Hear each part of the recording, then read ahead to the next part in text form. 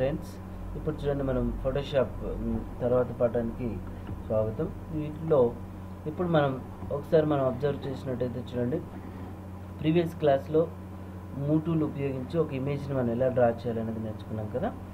ఇప్పుడు ఇక్కడున్న move tool ఉపయోగించి ఒక ఇమేజ్ని డ్రా చేయడం అనేది నేర్చుకున్నాం. ఈ ఇమేజ్కి సైజ్ ఎలా పెట్టుకోవాలి ఇంకొకసారి చూపిస్తున్నాం చూడండి. ఈ ఇమేజ్ని ఇలా డ్రా చేస్తున్నాం. ఈ ఇమేజ్కి సైజ్ విడ్త్ హైట్ పెంచుకోవాలా తగ్గించుకోవాలనుకుంటే సో స్టెప్స్ ఫాలో అవ్వండి. ఎడిట్, ఇక్కడ ఫ్రీ ట్రాన్స్ఫార్మ్ అనే ఒక ఆప్షన్. ఈ ఫ్రీ ట్రాన్స్ఫార్మ్ అనే ఆప్షన్ షార్ట్కట్కి Ctrl+T. ఈ ఫ్రీ ట్రాన్స్ఫార్మ్ ఆప్షన్ యూజ్ చేస్తే చూడండి, ఇలా చుట్టూ బార్డర్ వచ్చింది. ఈ ఎడ్జెస్ ద్వారా మీరు ఏం చేయొచ్చు అంటే విడ్త్ హైట్ పెంచుకోవచ్చు తగ్గించుకోవచ్చు అన్నమాట. ఇలా చూడండి. ఓకే, ఈ ఫ్రీ ట్రాన్స్ఫార్మ్ ద్వారా హైట్ కావాలనుకుంటే హైట్ పెంచుకోవచ్చు, తగ్గించుకోవచ్చు. ఇలా ఎంటర్ ఎప్పుడైతే మనం ప్రెస్ చేస్తాం ఏమవుతుందంటే ఆ ఫ్రీ ట్రాన్స్ఫార్మ్ అనేది అప్లై అయిపోతుంది అనమాట. ఇట్లా సో ఇమేజ్కి మనం సో విడ్త్ హైట్ పెంచుకోవచ్చు తగ్గించవచ్చు. Edit, free transform. మీకు కావాల్సిన ఇంకోటి, మీరు Ctrl+Shift పట్టుకున్నట్టయితే చూడండి ఒక విధంగా వస్తుంది. ఆల్ట్ కంట్రోల్ పట్టుకున్నట్టయితే ఒక విధంగా వస్తుంది. ఆల్ట్ చూడండి, మనం Alt+Shift పట్టుకున్నట్టయితే ఇక్కడ చూసారా, Alt+Shift ఏమవుతుంది, ఇక్కడ పైన ఎడ్జ్ కింద ఎడ్జ్ ఈక్వల్గా మూవ్ అవుతున్నాయి కదా. అదే ఒకవేళ విడ్త్ కూడా అంతే, విడ్త్ హైట్ ఈక్వల్గా మూవ్ అవుతుంది. ఈ కార్నర్ బటన్ డ్రా చేస్తే విడ్త్ హైట్ చూడండి ఈక్వల్గా వచ్చేస్తుంది అనమాట. అదేలాగా అంటే చూడండి, ఇప్పుడు నేను ఆల్ట్ కంట్రోల్ వదిలే, ఇప్పుడు చూడండి ఏమవుతుంది, ఇది ఒకవైపు మాత్రమే విడ్త్ పెరుగుతుంది కదా. ఇక్కడ చూడండి ఒకవైపు మాత్రమే హైట్ పెరుగుతుంది కదా. అదే మీరు Alt+Shift పట్టుకోండి, డ్రా చేస్తే రెండు వైపులు ఈక్వల్గా హైట్ పెరుగుతుంది. విడ్త్ కూడా అంతే, రెండు వైపులు ఈక్వల్గా విడ్త్ పెరుగుతుంది. అది విడ్త్ హైట్ ఈక్వల్గా రావాలన్నప్పుడు కార్నర్ బటన్స్ ద్వారా విడ్త్ హైట్ ఉపయోగించవచ్చు. Alt+Shift పట్టుకోండి, ఎంటర్ ప్రెస్ చేస్తే చూడండి అప్లై అయిపోయింది. ఈ ఇమేజ్ని మనం ఎక్కడ కావాలనుకుంటే అక్కడ పెట్టుకోండి. నెక్స్ట్, ఈ ఇమేజ్ సపరేట్ లేయర్స్లో కూడా వస్తుందండి. ఈ లేయర్స్ టాపిక్ మీకు క్లియర్గా నేర్పిస్తాను నెక్స్ట్ క్లాస్లో ఏంటనేది. ఓకే, తర్వాత ఇప్పుడు ఈ ఇమేజ్ ఉంది కదా, ఈ ఇమేజ్ని మనం ఇక్కడ డ్రా చేసి పెట్టేస్తున్నాం. దీని సైజు ఒకవేళ మనం పెంచాలో తగ్గించాలన్నప్పుడు ఎడిట్, ఫ్రీ ట్రాన్స్ఫార్మ్. చూడండి విడ్త్ హైట్ ఇలా పెంచవచ్చు తగ్గించవచ్చు. కానీ ఇప్పుడు ఇక్కడ ఉన్న ఇమేజ్ ఈ లేయర్స్ సెలెక్ట్ తీసుకోవాలా, ఫ్రీ ట్రాన్స్ఫార్మ్ ఇచ్చేస్తున్నాం. Ctrl+T ఉపయోగించి కొంచెం ఇలా విడ్త్ హైట్ తగ్గించేస్తున్నాం ఇంతగా. నెక్స్ట్ ఈ ఇమేజ్ని సెలెక్ట్ చేసాం, ఎడిట్, ఫ్రీ ట్రాన్స్ఫార్మ్.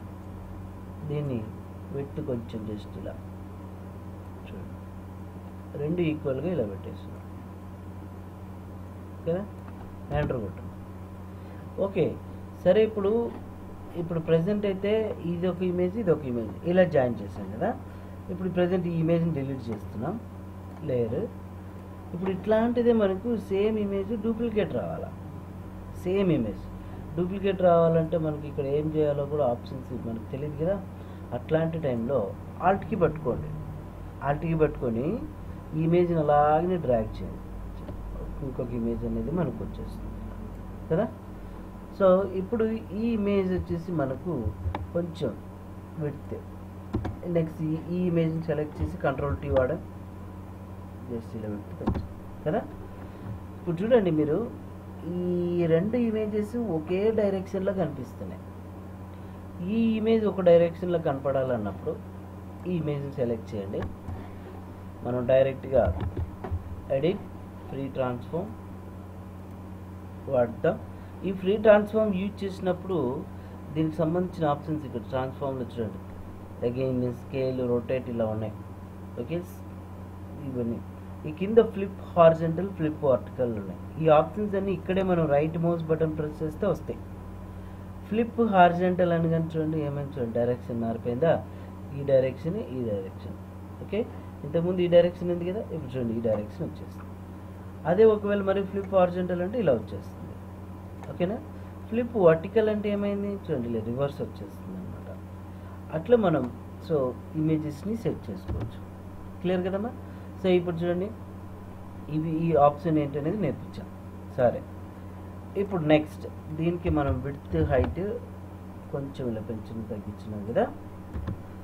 ఈ ఫ్రీ ట్రాన్స్ఫార్మ్ ఉపయోగించి ఈ ఆప్షన్స్ ఇక్కడైనా వాడండి, లేదంటే ఇక్కడే రైట్ మౌస్ బటన్ ప్రెస్ చేసి స్కేల్ టైప్ అంటే ఇప్పుడు మామూలు విడ్త్ హైట్ పెంచుకోవచ్చు, తగ్గించవచ్చు. అదే రొటేట్ అంటే జస్ట్ ఇమేజ్ని మీరు ఇలా రొటేట్ చేసుకోవచ్చు చూడండి కార్నర్స్ ద్వారా ఇట్లాగా. ఓకే, నెక్స్ట్ వచ్చేసి ఏంటి స్క్యూ టైప్ అంటే చూడండి ఈ కార్నర్లో ఎడ్జ్ పట్టుకొని జస్ట్ మనం ఇలా మూవ్ చేసినట్టయితే ఇలా స్క్యూ టైప్ వస్తుంది ఇమేజ్ చూడండి ఇట్లా. ఓకే, ఈ ఎడ్జ్ మనం కార్నర్ పట్టుకున్నట్టయితే ఇలా వచ్చేస్తుంది చూడండి. ఇలా స్క్యూ టైప్ సెట్ చేసుకోవచ్చు అనమాట మనం ఇమేజ్ని. క్లియర్. నెక్స్ట్ చూడండి తర్వాత ఫ్రీ ట్రాన్స్ఫార్మ్ ఉపయోగించి డిస్టార్ట్ టైప్ ఉపయోగించాం. విత్ ఒకవేళ తగ్గిస్తున్నాం, ఇది చూడండి ఇది ఎట్లా వస్తుంది చూడండి, డిస్టార్ట్ ఈ విధంగా వచ్చేస్తుంది.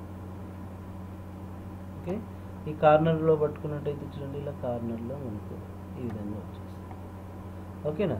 సో అట్లా మనం ఇమేజ్కి ఇలా డిస్టార్షన్ పెట్టుకోవచ్చు అనమాట. ఓకే, నెక్స్ట్ మనం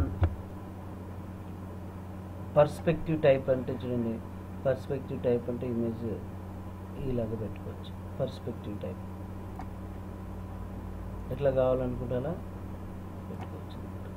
ఓకే, సో నెక్స్ట్ రొటేట్ చేయాలంటే చూడండి, రొటేట్ 180 degrees రొటేట్ అయిపోతుంది.